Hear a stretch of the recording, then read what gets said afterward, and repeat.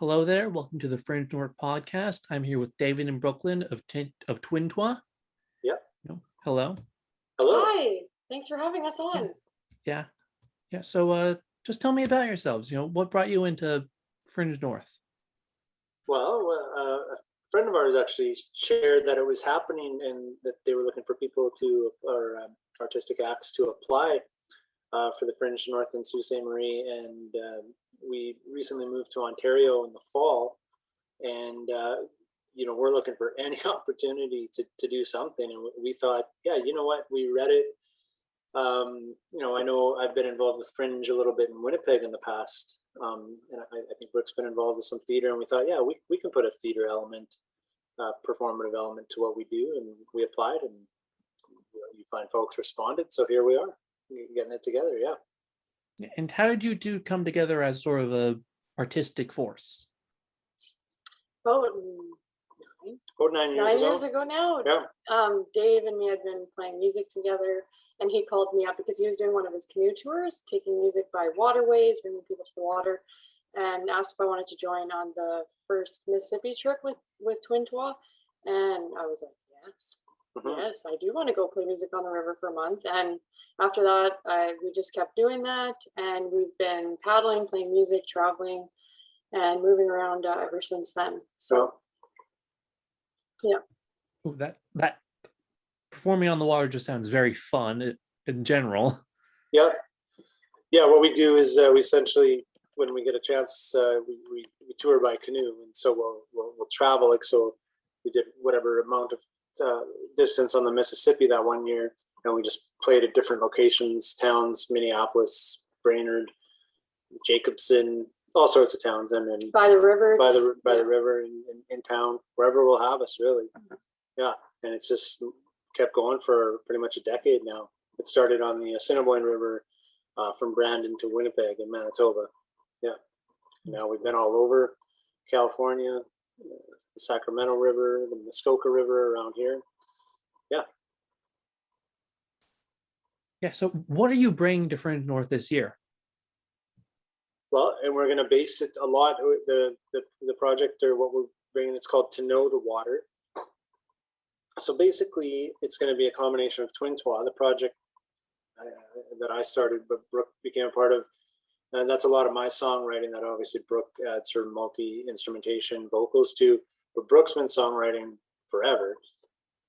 So she started a project called Forest for Dress. So we're going to bring the two acts together, sequence it. We were just filming today and try our best to bring water elements and the traveling we've done by water to this forum. So go ahead. As well as some poetry, dancing, Yeah. and little skit things we've been working on too. So we're hoping that it kind of combines the love of water with kind of some of these awesome art forms together. So that's what we're hoping to bring a fun, unique experience to Fringe. And it's been a great challenge to be a part of this too, because I'm like, oh yeah, like I used to do theater and love dancing and stuff. So it's been really good to be involved and kind of have like, okay, like this is fun to challenge ourselves too. Yeah. And also, it's a good chance with some of the music, some of the footage we've taken. We're trying to find really unique ways to assemble that footage along riverways, because you're basically moving through water. There's totally different perspective. So trying to give the perspective from the water where we can. Yeah. Well, it sounds like it's going to be one heck of a show. Yeah. So, I just sort of blanked here. That's all right. So, is there any sort of like artistic message you're trying to bring with your performance this year? I think both Brooke and we have combined messaging, but I think we probably have our own individual messaging too. Mm-hmm. I always like to think in kind of what we wrote in the proposal is that we're absorbing kind of what's coming at us from the natural industrial world from other people, and we're kind of reinterpreting it back to people as best we can. So we're essentially storytelling. So I like some of the music and performance that comes to us is literally taken from the places we've gone and the places we've been and that kind of thing. And also diving deeper with the songs too, and giving songs skits to them too. So that kind of thing, just imagery that we have for music, applying those to different skits and different art forms like that. So that's kind of been the goal, is to, because we're playing music throughout the whole thing, but we're bringing a different visual element than us just, standing there playing violin or playing guitar, is giving you imagery to really follow those words, and just a more visual experience. Yep. Yeah, and how has the shooting been for you with what you're doing? Not bad. We're getting it. Definitely, we're feeling like we just We assembled. were rusty. I was rusty at first. Yeah, we got some. We had to warm up a little yesterday and today. Yeah, we've got some past footage to work with, thankfully. So it's gonna be quite honestly a big challenge for us, but that's what we do, and we need to I've been taking off dusting off the cobwebs of music because we had a lot of streams. We played at the Folk Alliance, the streaming for the Kansas City Folk Alliance, the festival this winter. So that that gave us something to work towards. And Fireside and some stuff. But we haven't had a musical performative goal in a while. So I'm like, I got to get my calluses going again. So I haven't picked up the guitar in a while. So it's been good. But yeah. But the filming's been fun though. Like, that's you just kind of got to get that camera rolling. Yeah. Work out the, hesitations of being in front of the camera again, and just forget the camera's there and impart the messages that you want to impart through body movement and that kind of thing. So yeah, trying to just put away those, we've been locked away for a year or more. Don't even know now. Yeah. Something like that. Try to put all that away and just focus on what we want to come across now and get into that flow. So yeah, I myself, it's been a bit rough artistically. I come from like a film broadcasting background, and film, you just end up kind of losing yourself in it. Yeah. Mm-hmm. Yeah. So we were filming today, doing different skits and getting that good flow going. So, and the more you do that, the more ideas that come, and it kind of just and then you're snowballing, and it's good. Then all of a sudden you've got so much to edit, and there's a lot of stuff you're gonna have to leave out. So. Yeah. It's good to have a deadline again. That deadline's always into shape. Yeah. So what's influenced you in your performance this year? This year, good question. You want to handle on first, bro? Like just wanting to express again, because without the live performances, there's this whole element of our lives that's missing. As artists, we're seeing the world and we're having these experiences, and theater, poetry, music, dance, all these things are ways that we can communicate beyond words, and a lot of us haven't had that outlet, and so we've got all this stuff just kind of buried and stuff, right? So the expression element is important to kind of get back out, and that's how we're communicating with each other, is kind of like the stuff beyond words too, right?